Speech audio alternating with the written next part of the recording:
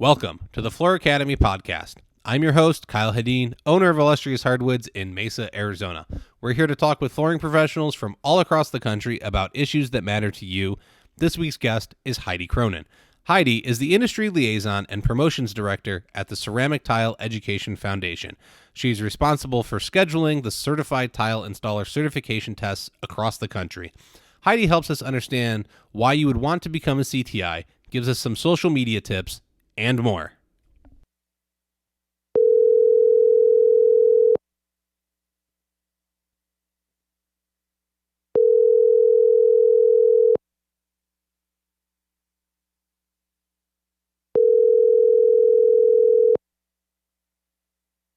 Heidi Cronin, are you with us? Yes. Awesome. Welcome to the Floored-U-Cation podcast. Thank you for taking time out of your busy schedule to join us. You're welcome. Thanks for having me. Oh, my pleasure. So why don't you, I hope most everybody listening to this already knows you, but I am hoping that we continue to grow and always get people that don't know who you are. So go ahead, introduce yourself, give us your background, and we will take it from there. Perfect. I am Heidi Cronin, the industry liaison and promotions director for the Ceramic Tile Education Foundation, or CTEF. I'll be throwing out all the ABCs of the tile world today. I've been in the industry for 27 years. Not technically all ceramic tile, but my family was in the distribution business in Portland, Oregon, and we were a full line distributor. So we carried ceramic tile, hardwood, LVT, vinyl, laminate countertops, sundries, quartz. So you name it, we pretty much carried it. So I got my start down in Medford, Oregon with, I joke, long time ago when I was 15 and I crashed the car. My debt back to my dad for doing that was building ceramic tile sample boards for his business. So I got my start at 15 samples. Worked summers and breaks and stuff if I wasn't traveling for him. Worked everywhere from the warehouse to accounting to the order desk. You know, anything they asked me to do, I did. Went to college at Southern Oregon State and got my degree in criminology. I was going to go into probation and parole. Some of these guys know my story about the chicken, so sorry I'm not going to share it. But now you know. Now you. See, I don't know the story of the chicken. I can't on a podcast. Okay. It's pretty bad. Find Heidi in person at a show and ask her about the chicken. You ask me in person and ask me about the chicken in person. I will be more than happy to tell you. Okay. How's that? But my father didn't appreciate my career choice, so he offered me to run or start our Medford, Oregon branch and said, you need a 5-year commitment. So I did that and then moved up to Portland, Oregon when my husband got a job up there and went into purchasing, then to vice president of operations, then as president of the company. I was asked all along the way, are you going to take over one day? Do you want to take over one day? So I started paying attention of things going on in the company. And one of them was noticing that within the last probably 10 years that, there was a lot of people in our company that were retiring all at the same time. And they were all product managers. And one of them was our ceramic tile product managers. But I didn't know anybody in the company who had ever followed or did anything. And I remember asking my dad one day, Dad, what happens when, if Bob keeled over tomorrow, where would our ceramic tile program be? And he couldn't answer me.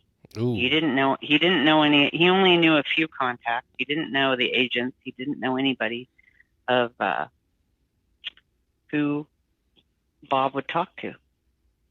So at that point, that's when I started booking trips when they tell me, no, you can't go to surfaces or no, you can't do this. I just started going. Not taking my rebellious side came out, and I said no. I started booking them myself, and then just charging them back for it. So I'm going, and forced them to take me along. And the one that really caught their eye was when I did that to a trip to Italy to Versailles to follow Bob around. The first show I went to with Bob for him to show me around was a Coverings in Orlando. And I was amazed at the size of that show and the tile and how intricate Bob was and everything he went through. So then when I booked and went to Versailles for the first time with him, I was blown away because it's like 20 times bigger than Surfaces. And it's all ceramic tile. Wow. It's just pavilion after pavilion of tile. And so I was just like, oh my God, how do you even get through this? But I followed him and I started meeting people and getting to understand how he did things. And so I followed him around for years, just learning and picking up, making the contacts, getting to meet the manufacturers in the industry of ceramic tile. I also got involved when I became president in 2013 in a bunch of different associations, the North American Association of Floor Covering Distributors, the Flooring Association Northwest, and Powerhold. So I got on all their boards.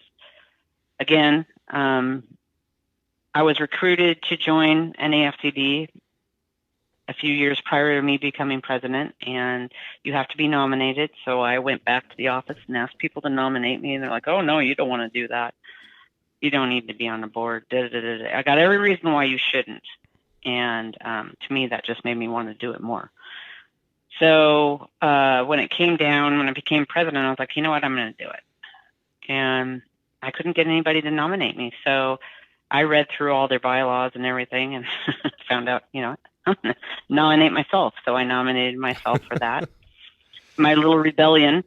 I don't like being told no. I like to try and figure out a way to figure out how to get something done.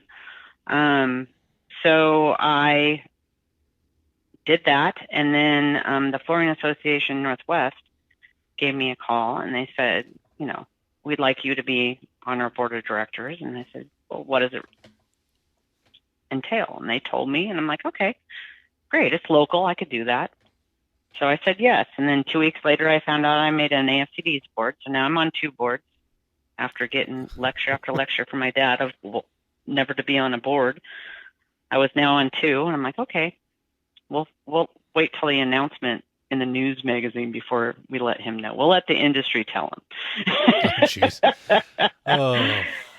And then a couple months later with Surfaces and Powerhold, which is a buying group, or they're called the FCDA, the Floor Covering Distributors Alliance. They have the Powerhold label, which is a private label based through a bunch of distributors throughout the U.S. So we were a member of that, and I had never seen anybody in the years that we were a member ever go off that board. So I joke at a reception to one of the board members, if there's ever an opening, I'd be interested. They're like, great, well, we'll remember that. And 2 months later, J.J. Haynes bought CMH space and a board position opened up. So within a period of 6 months, I was on 3 different board of directors. But I don't regret doing it at all. Education, I got to sit in the room with some of the most intelligent people in the industry and have conversations and ask them and pick their brains and how do you do this? How do you do that? How do you do this? How do you do that? Why would you do that? Yeah. And then I would challenge them and then they would challenge me and it was fantastic. It was such an education, absolutely best education anybody could get. I put myself out there, I networked, and I got involved. I went head first. My involvement kind of started, funny enough, was me and some girlfriends who are kind of girls in business. There's about 6 or 8 of us. were having a conversation over wine one night, and it was like, what's a goal you have? And at the time, I was like, you know what? I really want to go. It's kind of funny and stupid, but I really wanted to go to a black tie, be invited to a black tie event. But I understand that it requires philanthropy, and I'd never given back. I've never done anything in my life that,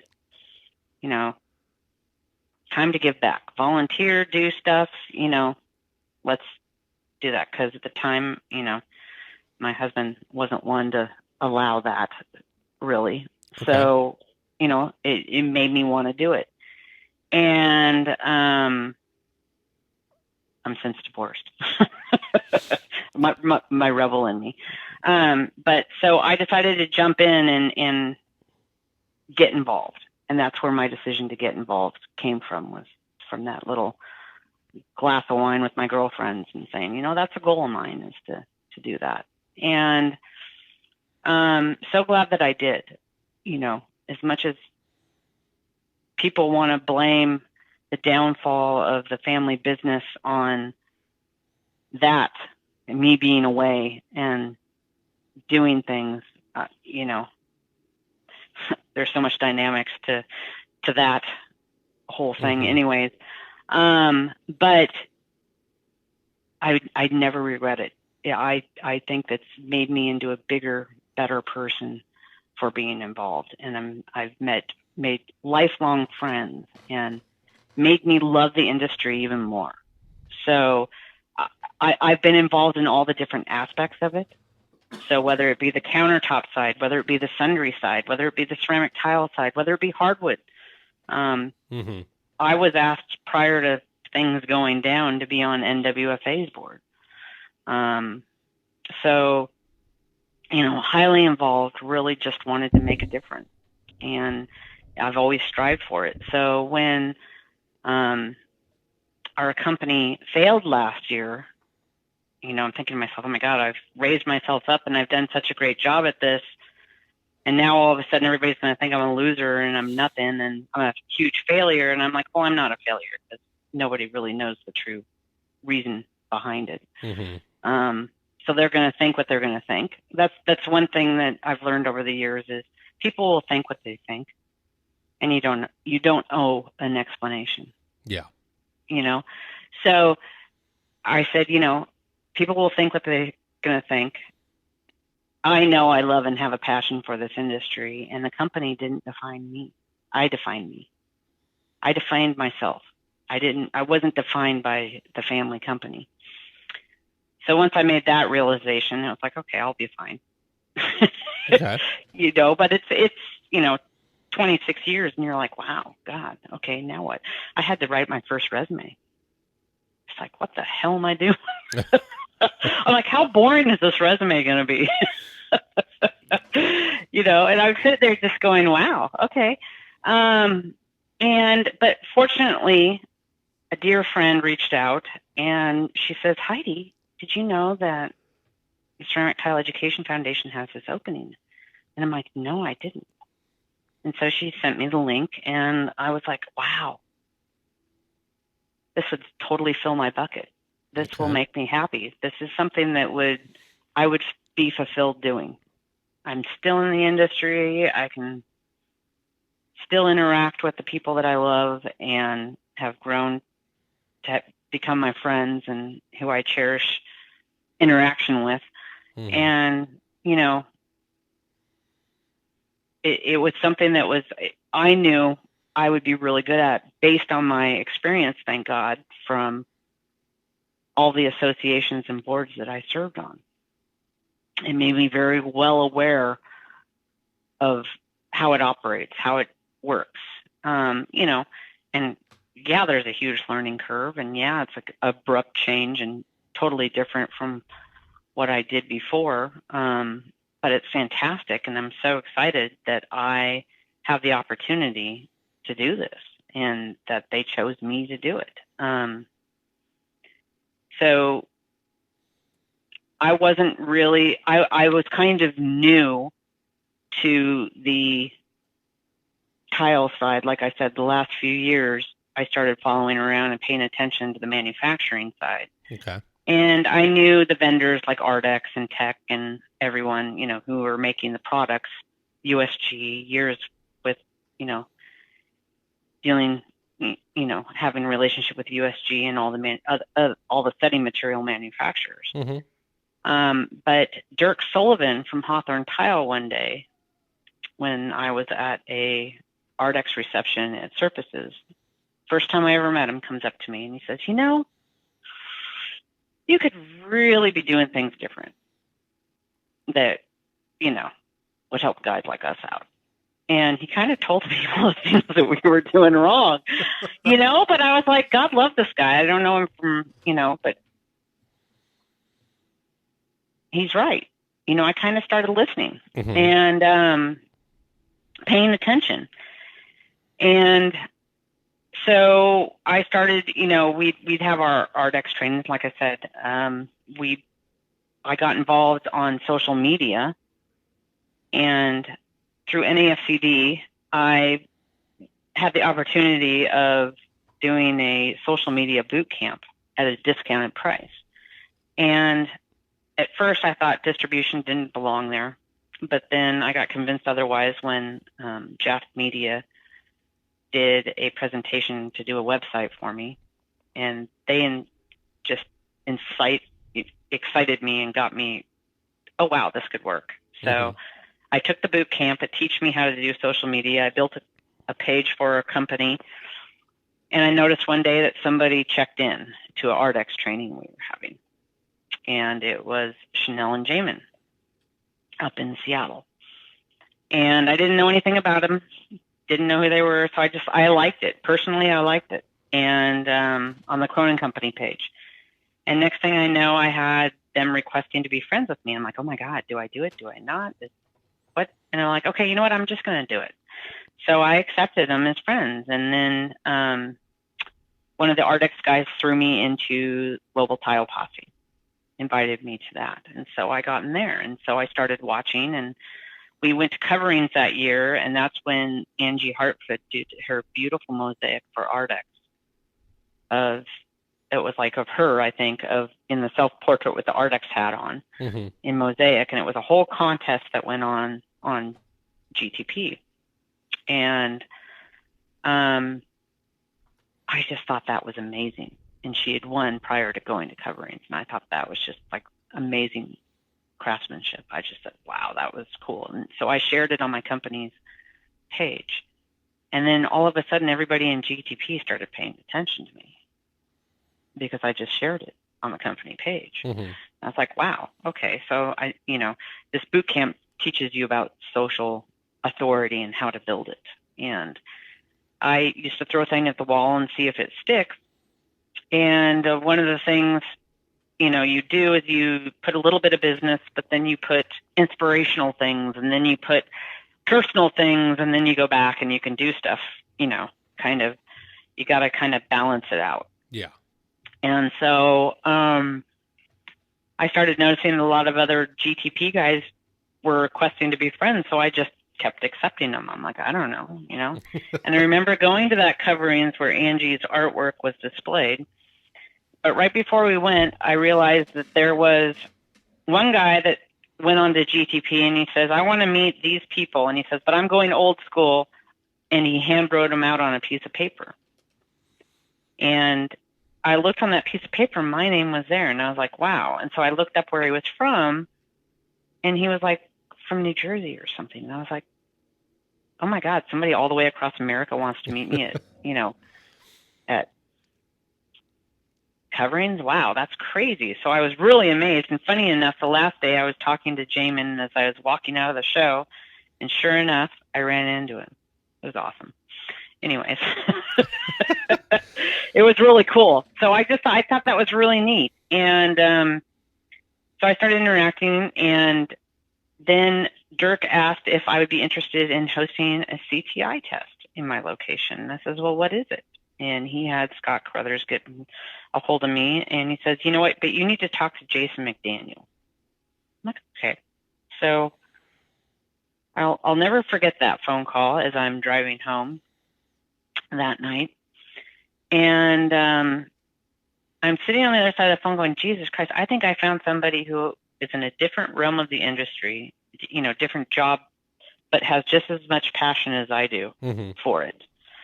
And I said, oh my God, this person's so like me, and Jason and I became friends, but he's like, oh yeah, you got to do the CTI, and, got me all involved, and we hosted one in July of 2017. And at that time, Jason and Sean Parker and Don Hutchinson were training to be evaluators.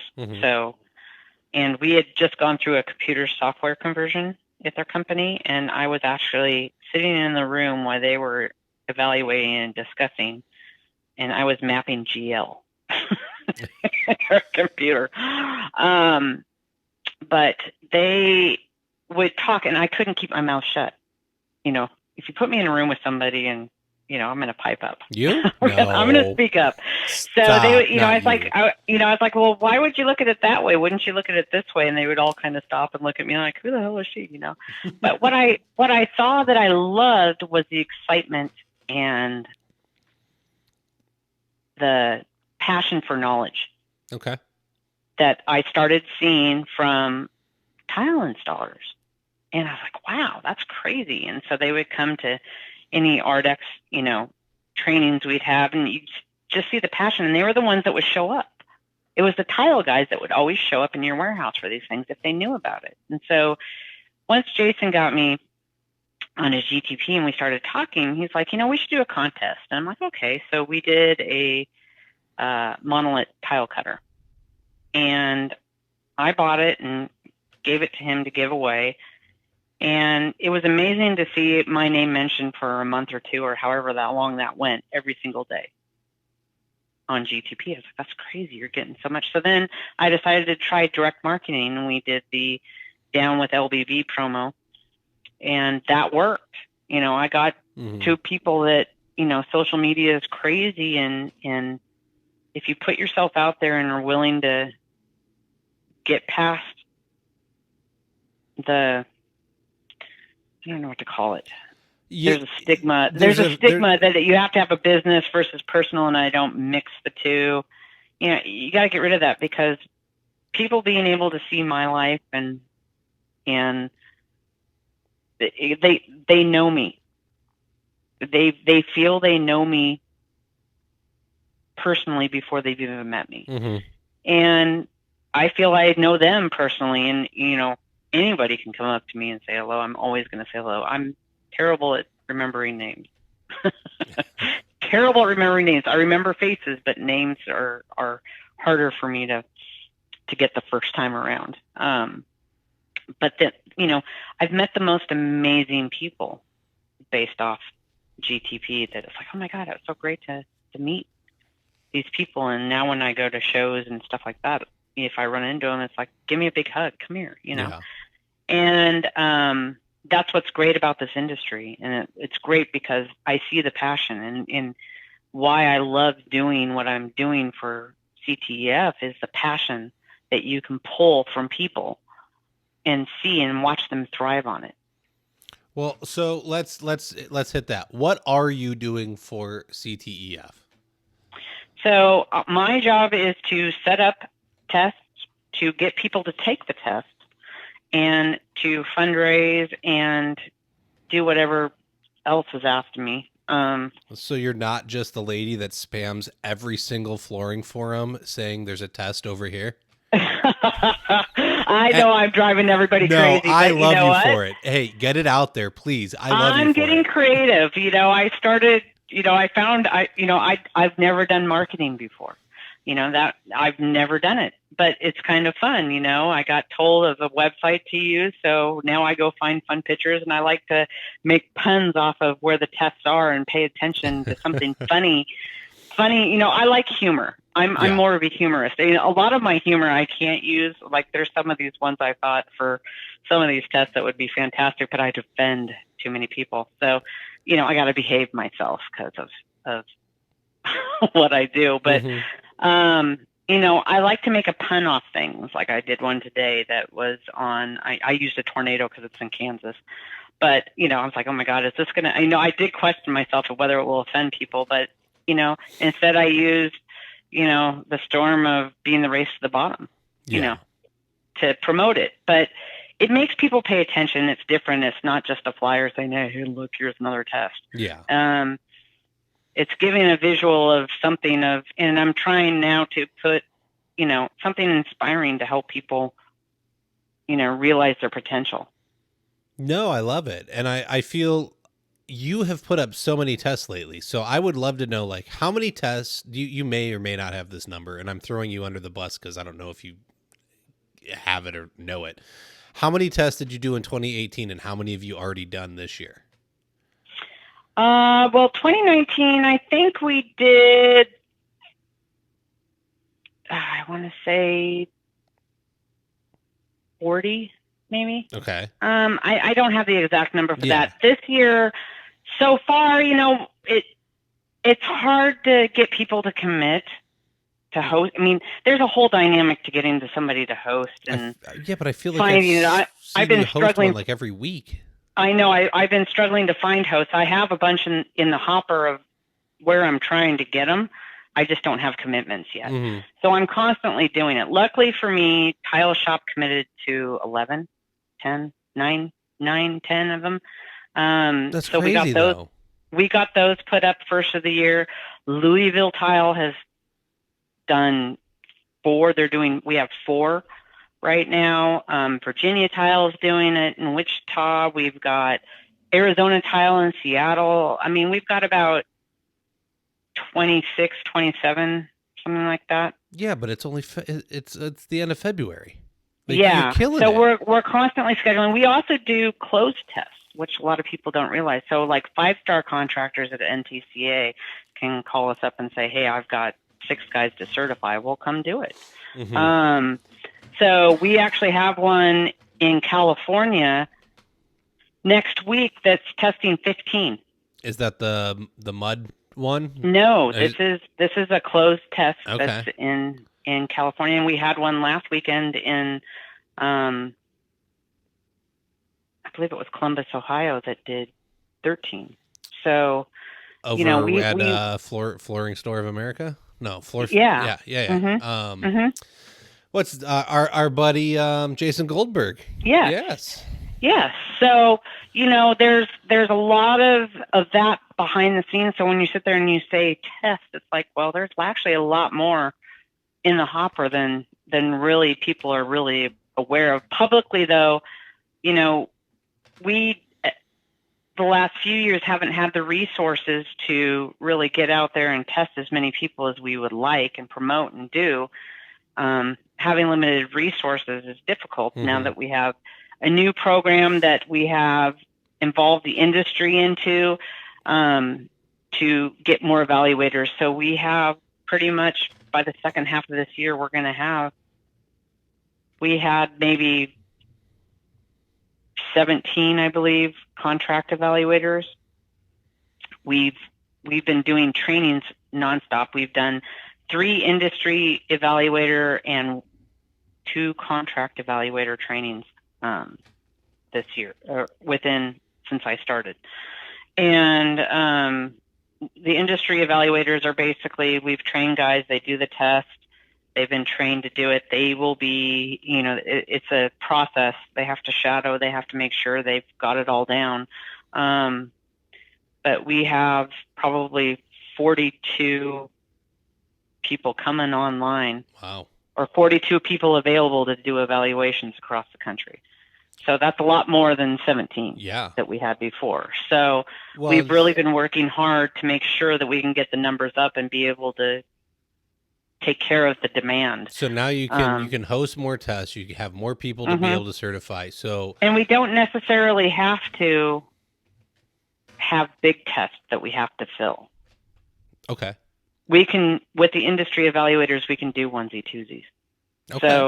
So it's getting easier. You don't have to get 10 people. Yeah, it's getting easier. So we're hoping, a lot of these guys will be let loose to do this and be able to schedule now. probably this, probably this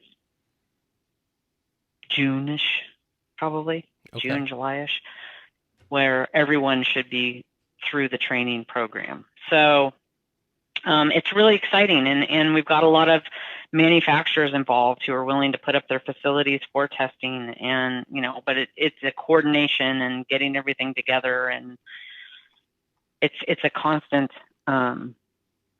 search to put it. I pay attention to the interest. I know where I need to go. I know I need to have one in Pennsylvania. I'm trying to get one in. I tried to get one in Arizona, but nobody. It was a bad time of year for it. Right around Christmas. So looking to get one in Arizona again.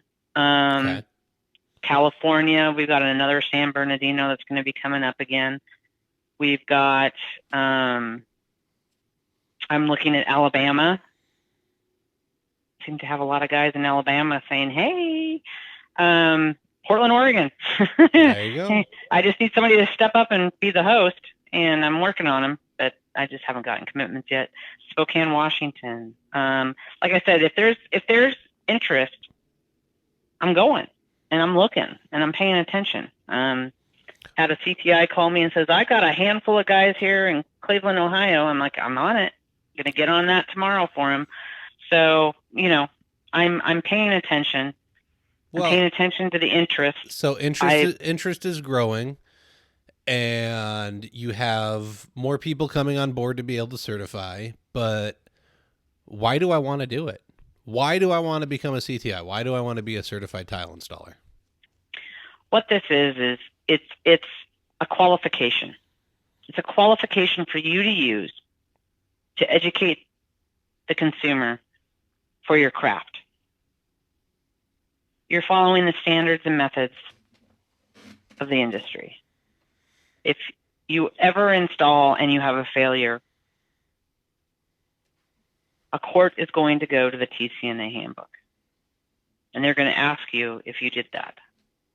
Now, you can sit there on a stand and say yes or no, but are they going to say, is somebody going to believe you with that, or are they going to believe you if you have a CTI number stating you've got the certification? Mm-hmm. It's an insurance policy of sorts, I guess, is a way of looking at it. It's not saying you're better than anybody else. No one's saying, some guys use telling people they're afraid, and it's not about pumping your chest and saying I'm the best. I love that people have that passion and feel so empowered by it, but it really is just a step in showing that you're paying attention, that you're following industry standards, that you're doing what will work, that you're not cutting time and cutting, corners, and you're not a hack. I mean, I listen to people sit there and complain about hacks here and there. I listen to everybody complaining about people that come in with low bids. Well, then educate your consumer. Educate them. Yeah. I have this certification. Great. People ask, is it going to give me money? No, it's not going to give you money, because what it does is how you market yourself. Really, your success is you. I can't make you successful. Yes. CTI can't make you successful. But if you have the passion and you have credentials behind you, it's a credential. It's a qualification. Just like graduating high school, you get a diploma. That diploma is your qualification on 99.9% of every job. Requires a GED or a high school diploma. Yeah. That is a qualification, as is college, as is, nurses having to take their test. I mean, my daughter's a nurse. She had to pay to take a test. Did it automatically get her to be a nurse? No, it was a credential. It's no different. It's no different than any of the credentials that somebody in plumbing or as an electrician have. But but luckily for them, they have it regulated. Now we're trying to work towards regulation, but you can't work towards regulation if you don't have a good number of people already certified. Yeah. I would love to go to designers and architects. I would love to go to retailers and everybody and say, God, you should be using certified labor, certified tile installers on every job. But if there's only 3 in the state, you're not going to catch anybody's attention. Yeah, it's kind of hard. So it's kind of hard. You make a really good point about there being... They're passionate. These guys, they're passionate about it. They're learning. It's a tool. They're doing it right. And I think what's interesting is that when you go through these things, at the end of the day, it's somebody else putting their name on your work. So yes, CTI is technically the one giving you the certification, but one of those instructors sat down and they evaluated your work, and they're putting their seal of approval on it. And what I find is that people that understand that will take it more seriously, because it's not your work now that you're putting out. It's somebody else saying that you're putting out high quality work. So now that's their name on your work too. And you can't let the brotherhood down. Like, he signed off on you. And if you screw up now, you didn't just let down yourself and your client, but you're letting down that guy. Because he said you were going to do it right. And it's like a check and balance system almost. Yeah. I mean, we can't police CTIs if they decide to go back to, Correct. if they do poor work. I mean, we don't guarantee people's work. We don't, we can't do that. Yes. We can't police them.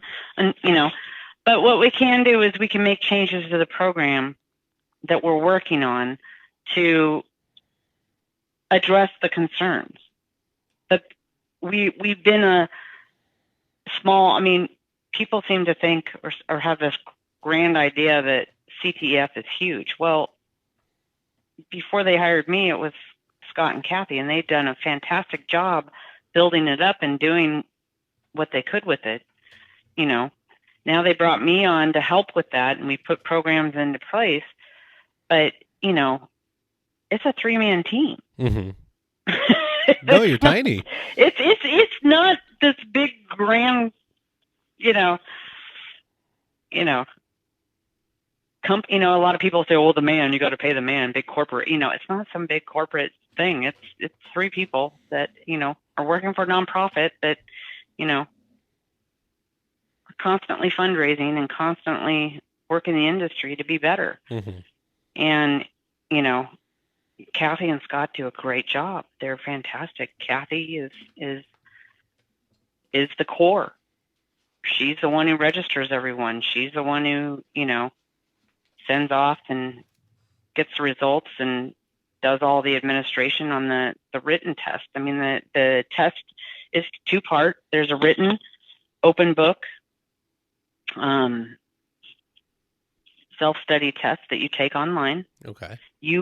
We've changed the rules. You actually have to pass it before you can move on to a hands-on. So we're starting that, slowly trying to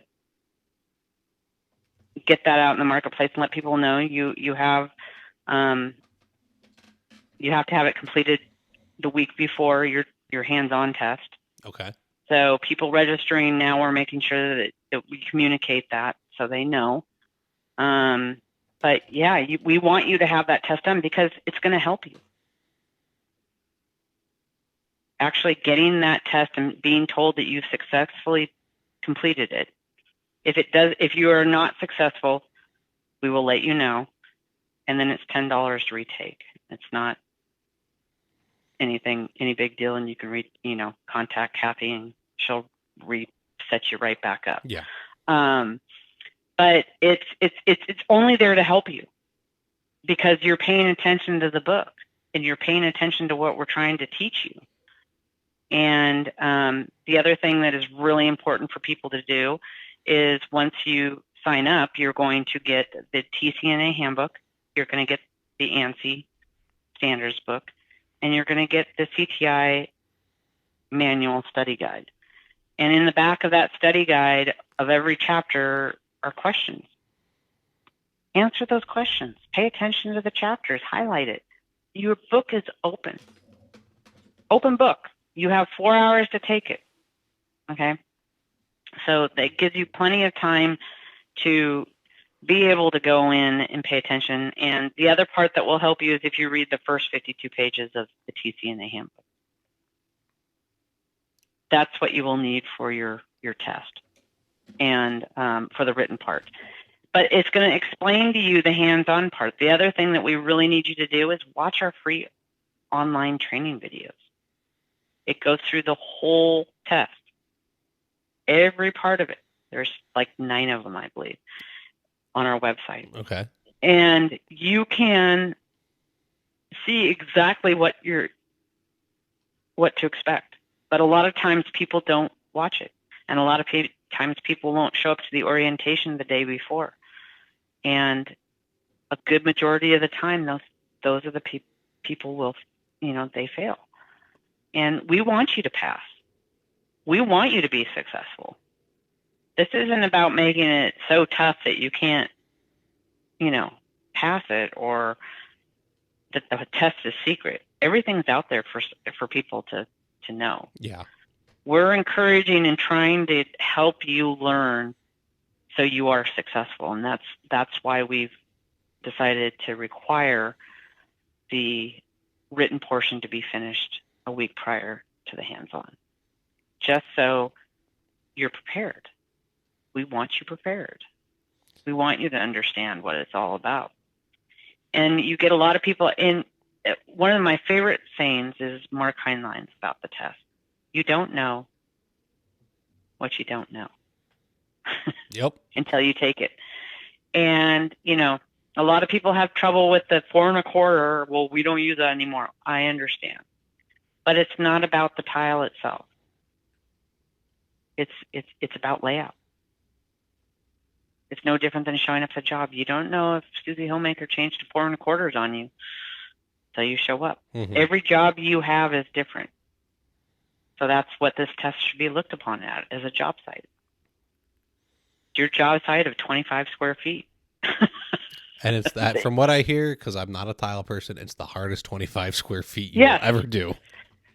And, it's intimidating. It's tough. I mean, mentally, a lot of people kind of psych themselves out. And like I said, I try to ease them, calm them down. I understand. Testing is very stressful, mm-hmm. especially when you're in a room with other people, but the key is pay attention to your own work. Don't pay attention to the person next to you. The person next to you could be doing it wrong. Yeah. No, you got to. You don't know that. Trust your instincts. You have to trust your instinct and have you can do it. It's in you. So it's in everyone, but it's really interesting when you see the passion in people, and some people have tons of passion and they take it and they fail. But you know what? Don't let it kick you down, because it's helping you grow as an installer. It's making you better. Definitely. You had mentioned videos, mm-hmm. and this is the first time I've ever heard of these. But once again, it's not like I'm following CTI super close, but I do see what you're doing. Are they publicly available? Like, can I go on your, so anytime somebody can go and watch these? If you went to www.ceramictilefoundation.org and it says, I believe, why CTI first, the first little, I guess I could look at it. Tell you. It says why certification, the first thing, and then right underneath it says training. If you hit that drop down, it states you can register for training, and then right underneath that it says free online training course videos. Click on that and you have access to every single one of them. Okay. Because I see people asking, like, what's involved? How do you do it? Why do you, like, there's always so many questions when there's tests that are being taken and everyone starts posting their pictures the day of or day after. And so And to I know that have resource is no there. problem with people reaching out to me. I get messages at night, on weekends. I will answer you. I'm not, like I need my family time type, I'll answer you. I'll talk to you. I'll have a conversation with you if you message me on Facebook. I'll if you give me a call or what, I pick up my phone. That's what I'm here to do. I'm here to encourage and hopefully, get you to see that qualified labor is needed and that this will help you and that you can be successful with it. Well, so there's nothing scary. I mean, everyone builds this thing up that it's like, it's super hard, it's super scary. And I'm not saying that it's not hard, don't get me wrong. But the information is out there for you to be well informed before you ever show up. And then as long as you're following the specs, you should be okay. Yeah. And, one thing that I'm going to pitch too, because they trained in the methods and standards, you should be a member of NTCA. If you're in the tile installation business, you should be a member of NTCA. There's benefits there that you can't even imagine that will help you with your business. There's an online university. They have trainings across the country. They have regional trainings. They're paying attention to technology. They're training you on the standards and methods that are used in the CTI test. That's what they're training to. So why wouldn't you be? You can go to any NTCA workshop without being a member. But the regionals, you're going to have to pay to go to those if you're not a member,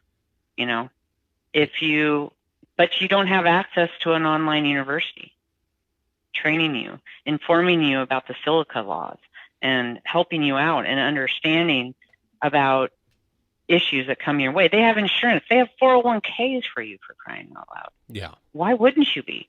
You get $2,000 worth of freaking vouchers from manufacturers. Why wouldn't you? That's free product. Oh, but it costs $500 or $600. Oh, darn. But you're getting $2,000 worth of free product, and the benefit and networking and, it's all what you put into yourself. Yeah. Or expecting somebody just to bring it to you and hand it to you, it's not going to get there. You're going to have to put your foot forward. And I challenge people who are very negative about the CTI test when they're getting very negative about it. And I'm not saying they're wrong. I simply state, you seem very passionate about your point of view. If you're this passionate about it, why not get involved with CTF or NTCA? I'm challenging people who are the naysayers of the world that seem to see that everything's wrong with it and that this is what we should do with it, to get involved. That's my message to you. Get involved, because the world won't change if it's just me sitting there trying to make it change. The world changes when people come behind you and help do it. And there's a lot of passionate and a lot of great people in this industry who are pushing very hard. And, some people are followers, some people are leaders. Be the leader and get involved and advocate for the change, because that's what you have to do. You can't just expect it to happen. 100%. No, you if you can get up off your couch every day and if you're running your own show as a tile setter and you're going out, you're finding your jobs and you're going and working them and you're keeping that company afloat, you've got the drive to do other things. And if you're going to sit there and complain about how this industry is falling apart and there's no good help and wages suck and this, that, and the other thing, be the change. You need to get up off your duff and you need to go do something to help change this industry, because complaining online about how wages suck isn't going to do it. Mm-mm. Get up off your butt and go down to your local shop on a day off and sit there and get to know some of your local installers and talk with them and network and set up, get them involved. Go Mm-hmm. try and show them the difference. Be a business coach to somebody that just started. Do something. Don't be the Debbie Downer. Don't make me sit there and go, wah, wah, to you. No, but we don't need it, man. Everybody else No. is out there doing it. You know, Stop complaining. Make the difference. That's the one thing that just drives me nuts. It's like one of my biggest pet peeves in life. A is when somebody sits there and says, well, that's how we've always done it. That's one of them. And the second is, when everything's negative, when you sit there and says, let's try and do this, and you get every reason of why you can't, instead of just one person saying, you know what, let's try it. Mm-hmm. The willingness to take the risk of failure. I'm with you, and I'll be the first to admit I am pessimistic by nature, and I have been for my 37 years. Like I was Debbie Downer, and having to put my money where my mouth is with this business that I own has dramatically changed my mindset in the past few years. Because if I do get down on myself and I watch myself, I can see it. My business ebbs and flows with my personality and with my mindset and everything. If I get down and in a rut, I'm not landing jobs. I'm not booking anything. I'm not getting as many estimates. I'm not and it affects the financials. And it's not that it's not a successful company. It is. But if I could keep that positive mindset going 100% of the time, I would be much further along than I am. And so it's slowly but surely changing. And so you can't keep that negative attitude and say, no, the CTI is dumb. It doesn't do anything. It's not going to pay me. It's going to do whatever you make it do. Exactly. Any certification is going to do what you make it do. I don't care if it's NWFA, CFI, NFIC, CTI, NAFCT. Pick one. Pick one of the alphabet soups and go get a certification and then stand behind it and say, I'm proud to have this. And go to your client, educate them, show you that you're different than every Joe Schmo that's going to walk through their door, and make it mean something, because then it will. Then it can pay you. Yep. I tell you,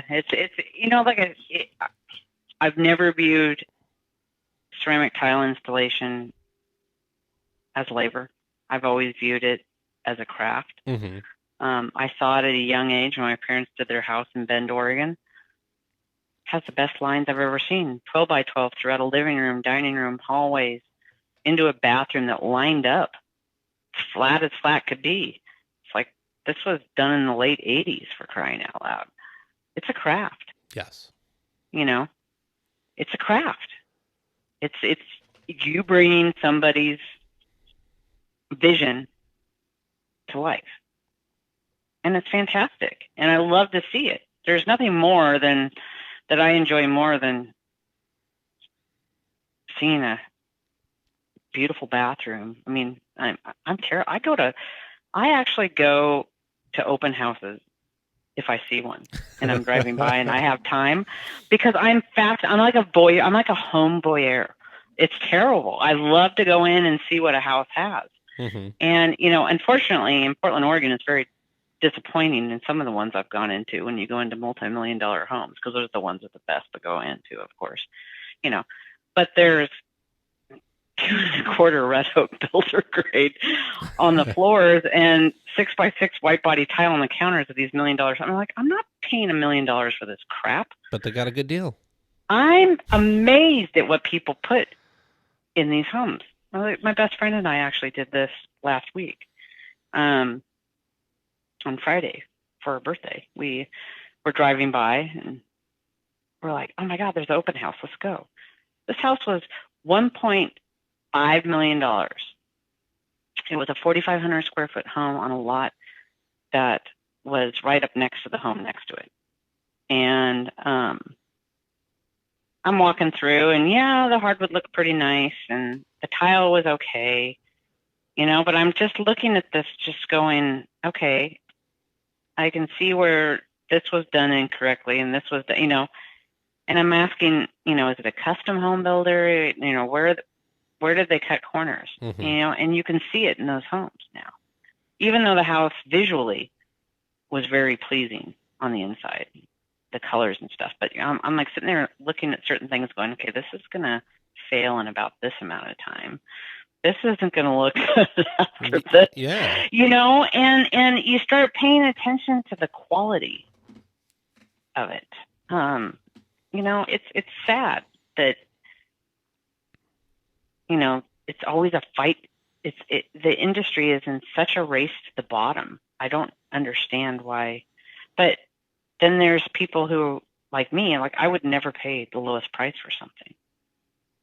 On product, on labor, on anything. Mm-hmm. It's just not in my nature. And I guess that's because I'm grew up in the industry or whatever, but I've never been a bottom of the barrel mindset, I guess. It's weird.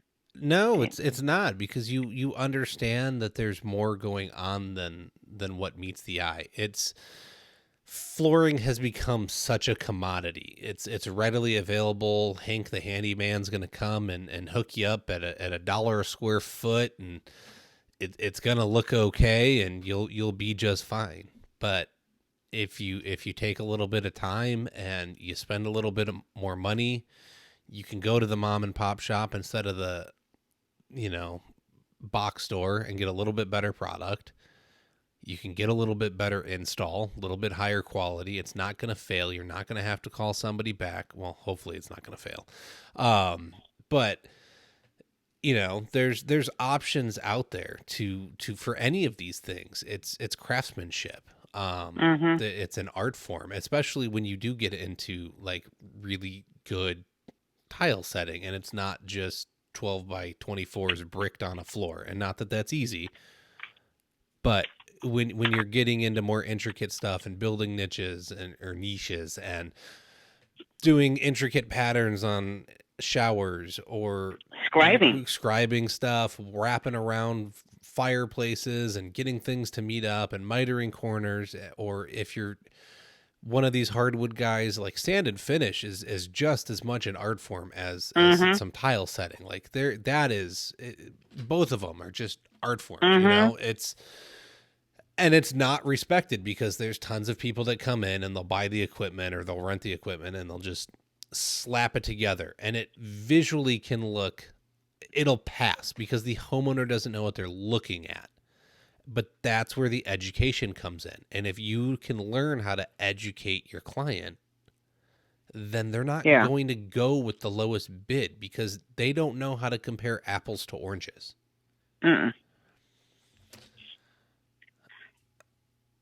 Yeah. It's the industry. It's got its issues. It starts with us.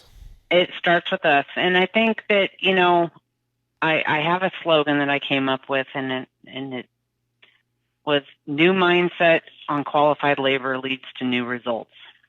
And I believe that it's the mindset. If we can change the mindset of the consumer, of the retail stores, of designers, architects, that we can make a difference and we can make the change, and we can start getting it to where we can control our destinies a little bit better instead of everybody having the race to the bottom. I think, with the consumer, they know more about the product walking into the store than the salespeople on the sales floor. They've researched it so much that they know what they're looking for, they know what they want, but the one thing that they don't know is how it performs. And so a lot of times materials are getting sold as a false expectation. Well, why isn't my phone my stone uniform. Well, it's a rock. It comes out of the mountain. Why doesn't my wood look the same? Well, it's a tree. Yes, So, no, exactly. It's so bad. I'm amazed coming from distribution of what people would come in and complain about. And it's just like, you realize it's a tree, right? Mhm. And do any of your trees in the yard look exactly the same?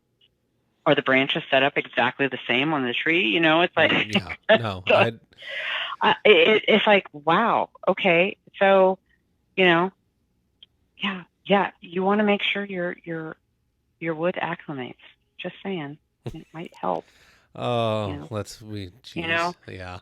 I mean, there's so many different things that are related to what can be good and what can be bad about a job. And so it's an education for the consumer in knowing that, if this wall's out of plumb or this floor isn't flat, then, it's going to require this much prep work, and this is what it's going to cost.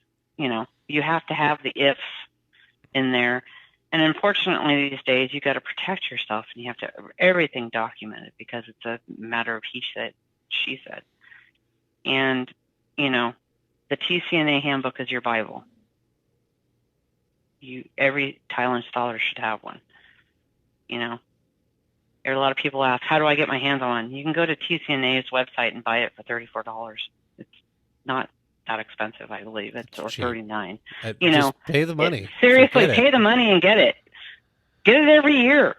Well, it's like you said. How much? But is it's how like much everybody. Is the membership? People complain about the cost of the CTI too. At $495, $500, and so one day of labor. It better be. It better be one day of labor for you. Really, you can't figure that into a job to pay for that later. I mean, it's for me. I just see it as an investment in yourself. You will spend money on books. How many books a year? I mean, if you're a reader, how many books a year do you read? Yeah. How many do you buy? How many do you, the little things in life, how many sodas do you have in a day? Do you think you can cut that out? I mean, it's literally like, correct. Give up your Starbucks if a test coffee. was 3 months away, you'd have to save $5 a day. Can you save $5 a day? Exactly. It's pretty easy. Cut out your Starbucks. Yeah. I mean, it's the mindset.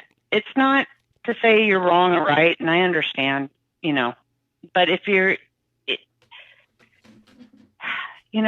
it's all about education. If you're having trouble being ahead, then maybe you need to look at your prices. I mean, it's like there's so many factors, and that's what Luke Miller's, tile money's for. Correct. Very good at helping with that. And, Ron Nash is a great. Oh my gosh. So good. It's just like, just soak up his brain. He's incredible and a great guru to listen to. It's so just incredible, the little things you can do at finding help. It's how you treat people. I mean, you sit here on these forums and you see people saying, well, this stupid helper did this, this, and this. And I take one of, Ron Nash's posts he did, and he says, when you talk about something, instead of telling them how horrible they are and they did it wrong and shaming them, why not ask the question, well, how do you think you could have done that better? Mm-hmm. And then instead you're teaching them as they go along, and you're not degrading them as a person. It's all in how you treat people. Yeah. And, everybody's guilty of blowing up and doing whatever, but it really made me, when I read that, step back and say, God, I should try that. Right? No kidding. Okay. Now I feel bad. Because really, they're right. Instead of being angry and getting mad, teach them instead. Turn it around and make it a possibility to learn. What could you have done differently that would have made this better? Yeah. Well, you think you're going to do that next time? Yeah. Okay, great. I remember doing that with my child once. She got into trouble, and it was pretty bad, and scared the living crap out of her. And, at the time, my ex was like, oh, well, I'm done with her. I don't want to deal with her anymore. So dropped her off at the house, and I went upstairs, and I'm like, can I have a hug? She gave me a hug, and she burst into tears. She was 16 at the time.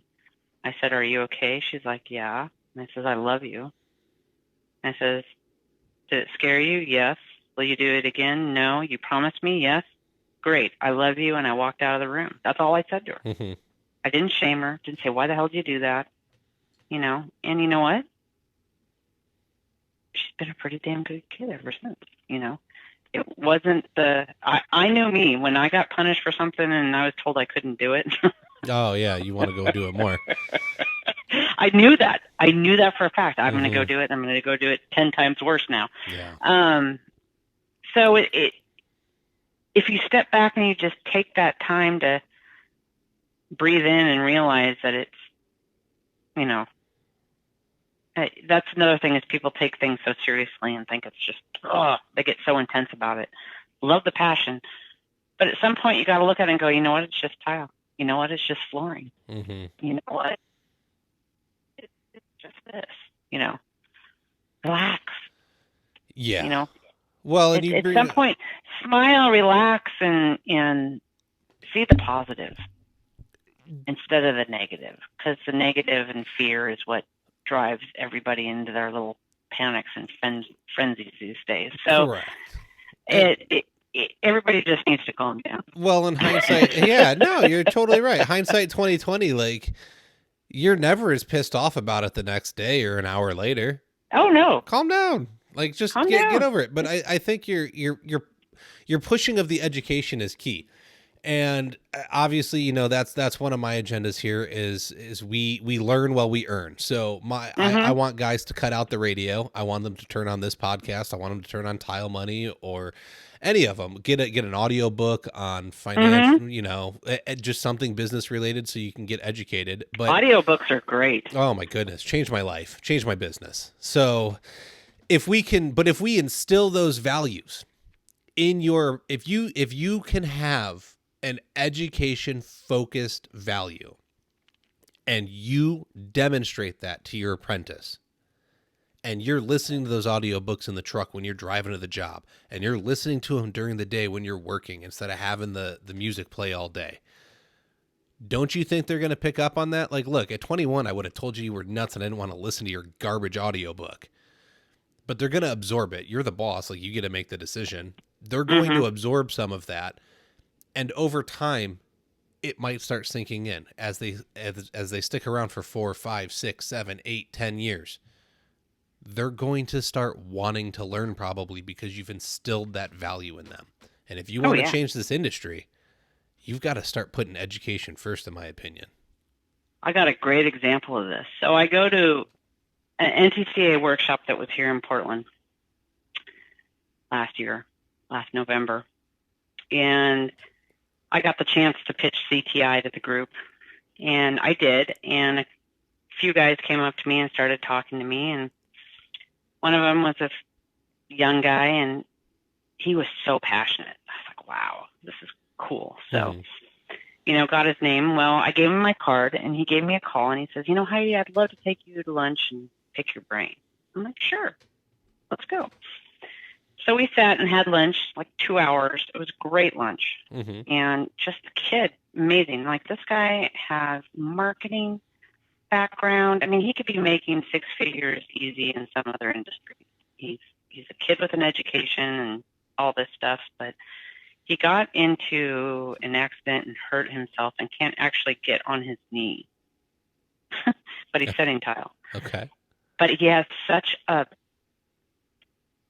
passion for knowledge. He's like, I just want to learn this industry. I just love it. I just think it's the coolest thing. And I says, well, great. I says, well, you should get on these forums. And I told him that, and he's like, I'm not really on Facebook. I'm like, well, get into them because I think you'll really enjoy them. They're very helpful. And the guys are willing to reach out. So I sent them to the few sites that I think are the best. And then I said, and locally, you should get in touch with Dirk Sullivan or Jason McDaniel or, you know, some other people around the area of who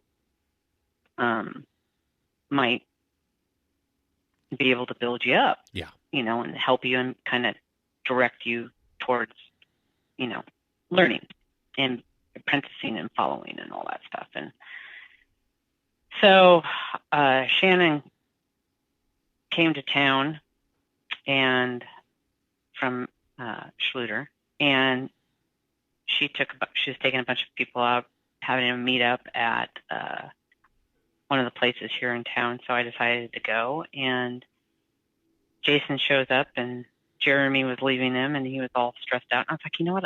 I says, I don't know, and I can't vouch for him, but the passion's there. And if a person has passion, you can teach it. And I says, you should give this kid a call. And I said, is it okay if I give him your phone number? Jason's like, yeah, fine, whatever. And so I did. And God love him, that kid called him within 10 minutes. And I believe he's working for him now. So that's, it's just like, you match the passions. And I love doing that. Mm-hmm. If I know somebody that I can hook you up with that will help you grow, I am going to do it 100%. Yeah. I will always make the introduction. I will always suggest something. Perfect example is Jas Media, who did my website years ago. I introduced them to the whole flooring company. They've done practically everybody in the freaking industry's website. From the flooring side, they've done, the J.J. Haynes, the,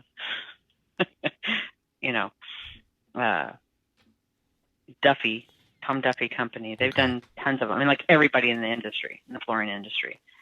And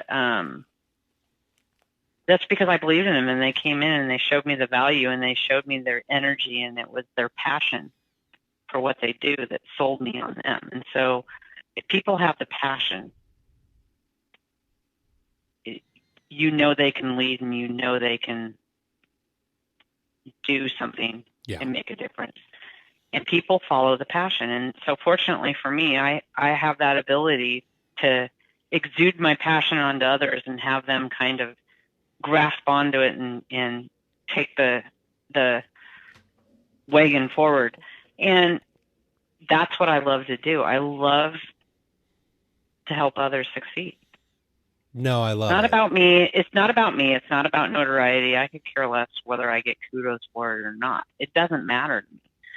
But that's the type of person I am. I just want it to be better. I joked years ago when I was gotten all those boards that I was going to rule the floor covering world someday.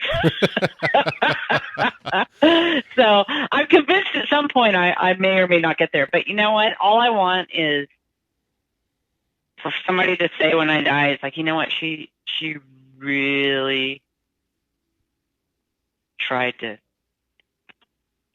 change the industry. She really advocated and did something for the industry. Well, if you can ignite the flame in one or two people and they can do the same thing, it's going to make a difference everywhere. It's finding a way to keep that flame going and not have people squash it out. But I think that there's, from what I can see in my 5 years in involvement and trying to get more involved here in the past year and a half, is that there's a lot of really good emerging talent, and there's a lot of people that have realized there's a problem, and they're not shutting up about there being a problem. And so I think the industry is headed in a really good place, and that there's going to be a lot of people encouraging everyone to come up, because if we can, we got to raise everybody up. But as we do that, it continues to just raise everybody up. Yeah, I'm really excited because we've got some of that talent coming onto our CTEF board.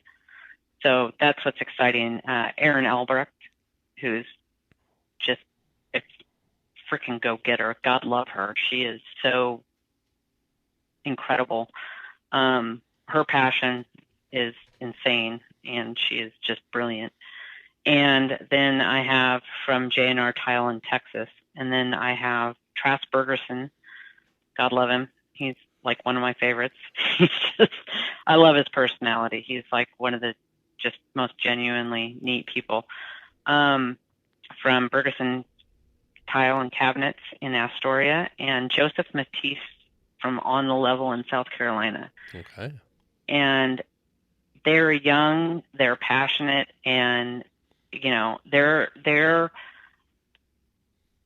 our future. And that's a lot of things that I'm really good at doing too, is convincing boards to put millennials on the board, because they're the future. You usually get a bunch of old people standing around just like, oh yeah, I don't like them, and it's like, well, where is one? Because they have a different perception, and we just need to see it through their eyes. Like everybody says they're entitled, and Trask was brilliant. He's like, he offered everybody a raise, and all they wanted was a sweatshirt or to drive a company truck. Yeah. It was all about how it looks versus what they get paid. So it's amazing the perception that people see without asking. Yeah. What is it that you want? It's not necessarily what you think. You just assume. So it's a matter of listening to the voice of the future of the industry, regardless of whether you think you're right or wrong. Correct. No, I agree. I had made an observation at Surfaces when there was a bunch of people gathered around, and I had not only kind of seen that some leaders were emerging, but then I saw how there was a divide among some people, and I sat there and I thought about it, and I realized that divide can't exist if we want the industry to continue moving in the right direction. And so you're right, like sometimes boards have trouble letting that younger generation in, but they were the ones fighting to make the difference 30 years ago. Well, now you've gotten stuck in your mindset, and you can't. You've got to stay open-minded, and you have to keep evolving, and you've got to let them in. And so it'll be interesting to see where everything kind of heads, but there's definitely I think there's a changing tide coming, and it's going to lift this industry up. And I mean, like in NAFCD, the year before I became president of NAFCD, we were at our conference, and one of the speakers was picking on a millennial in the group. And this kid handled it like a pro. I was impressed by him. I was like, wow, I like him. And I ran into him at the bar later that night, and he was sitting with everybody he works with. And I walked up to his boss, and I said, can I have him on our board? Will you let him? It's like, I know NAFCD has their rules, and you have to be an executive within the company, but, could I have him on my board? And they're like, oh, yeah, you could have him on your board. I'm like, okay, perfect. And so I changed the rules. Well, I asked him to change the rules to allow it. And he came on the board, and we had these opening receptions where it was first-time attendee type thing. And he came, and he sits in the board meeting, and he's like, and like I said, nobody in the room thought of it. Not one person in the room thought of it, but it was his perception and what he thought it was being a first-time attendee. He's like, I was pretty sure that I was going to at least get one of the board members to walk me around and introduce me to people. Ooh. And he was right. He was 100% right. Yeah. And I'm like, this is why we put him on the board, And, I love it, because now he will be president in a couple of years, I believe. I think they got him on the executive committee now. So, like I said, I diversified the NAFCD board. It was very one-sided leaning, and if I was still on that board, I'd be going after ceramic tile distributors now to join, because it's a flooring industry, a distributor industry-wide. Mm-hmm. Tile is flooring, so some reason everybody's panties got in a wad years ago. NAFCD, there was Fiona. There, the CTDA, everybody got their panties in a wad and couldn't come together, and they all separated and made their own little things. And, it's a change. Like I said, life changes. You can't base a book on the cover from what it was 20 years ago. Yeah. You have to see how it evolved and see how it's progressing. Just like if I meet somebody and somebody tells me something bad about that person, you wouldn't want to do business with them. I'm not going to believe them until I get proven on my own. I have to at least give somebody an opportunity. Yes. To prove me wrong, And I may go in there and I may be a little gun shy and a little, but if they don't prove it, it's not, a good majority of the time, when people have said something bad about something, I just don't see it in that person. I have to make that judgment from the day I meet them going forward, not based on what somebody else said about them from the past. Yeah. It's not my place to make that judgment. It's based on the day I meet you and the day I move forward. I don't care if somebody comes up to me later on and says, oh, well, so-and-so who you're good friends with used to do this, this, and this. Well, you know what? They don't treat me like that, so it doesn't really matter. Yeah. So it's just being a good human. just that matters. That makes a difference. It's pretty easy to do. Well, but man, go ahead. I know we're going. I'm sorry. It's all good. I know. I know someone's gonna yell at me too when this comes out. Someone's gonna. It's been a great conversation. You cut her off. No, thank you. And it's honestly, here's the deal: is that we had you on. We wanted to talk about CTI, and we did, but we also got bonus social media marketing. Yes. And we've gotten bonus how to become involved in the industry and better affect it. And we know if we want to take the CTI or not, or where to get the information. And I'm going to let you plug that again. Perfect. Well, if you need any information whatsoever on the CTI test or any information about it, or have a question or want to talk or need cheering or whatever, you can give me a call. My phone number is 503-803-1018, or you can email me, Heidi, Heidi, at tilecareer.com. I'm on Facebook. I'm on LinkedIn. You can friend me. I will accept. Unless you're I've gotten some weird guys from the Middle East on Facebook. Not looking for a husband? I'm a little weary. Not now. It's not because of where they're from. It's just basically that I get these, hi, can we talk? And it's like, I don't know you. And no. Yeah. And, it gets a little creepy, but if I see, I have my little rules of who I accept and who I don't. So, if it's taking me a while to accept, then send me a private message, say, hey, I have a question about CTI, and I will answer you and accept it immediately. It's just, you got to still have your little rules. Yeah. But I'm pretty good about that. But I am willing to talk about it. You can message me on Facebook. I will answer morning, noon, or night if I'm awake. And, I don't have a problem. I'm very responsive. Awesome. And website? www.ceramictilefoundation.org. Perfect. There's a list of tests coming up. Get in a tile group on Facebook. There's posts constantly about where tests are coming up. Talk to other CTIs. You can hashtag CTI, pick a number between like 0 and 1600 these days, and you'll probably find somebody to talk to about it. Yeah. I know it continues to go up, but we actually have, I think we have this weekend alone, we have 3 tests going on. We have 34 people testing this weekend. So, congratulations. It's awesome to watch it continue to grow.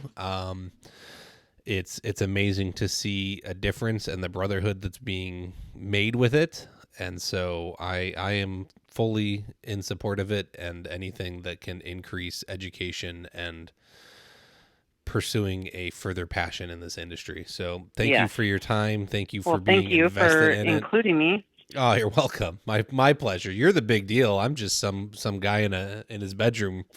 Oh, but it was a pleasure meeting you at Surfaces. Oh, thank you. And you reaching out to me. Yeah. Love it. So thank you again, Heidi. I appreciate it. I'm sure we will be in touch and talk again. Great. Thank you. You're welcome. That's all the time we have for this week. To keep the conversation going, head on over to the Floored-U-Cation Facebook group. Be sure to subscribe so you can hear each and every episode. We can be found on Apple Podcasts, Stitcher, Spotify, iHeartRadio, and most major podcast directories. Don't forget to leave a review and let us know what you think about the show. If you'd like to be a guest, have questions or feedback, you can email us at flooreducation@gmail.com. You can help support the show by becoming a patron over at patreon.com/flooreducation. If you need a discount on your tools, check out toolsforflooring.com and use discount code FLOORED for 5% off. Remember, your education never stops.